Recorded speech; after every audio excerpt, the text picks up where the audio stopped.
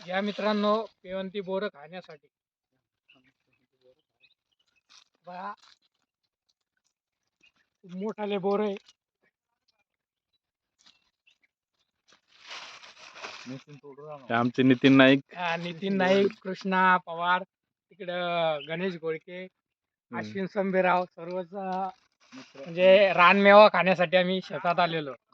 खरंच खूप दिवसाच्या नंतर आम्ही मित्रमंडळी आज रानमेवाचा आस्वाद घेतोय. पेरू आहे, पेवंती बोर आहे, पुन्हा साधे बोर आहे बारीक छोटाले. आणि हे बघा आमच्या मित्रांनी पिशीच भरली. काय कुठेही जातो तो मस्त 100 रुपये किलो बरं का बोर. आणि हे जर सिटीमध्ये घ्यायला गेलं तर 100-150 रुपये किलो असे ह्या भावाने. खरंच आणि शहरी भागातले लोक तरसत आहे रानमेवा खाण्यासाठी, पण खेड्यापाड्याच्या लोकांना त्याच हे नाही.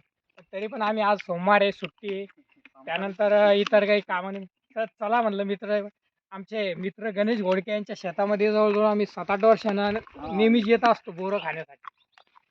आणि आज समाधान वाटलं बोरं खाण्यासाठी आलो तर आनंद वाटला भरपूर.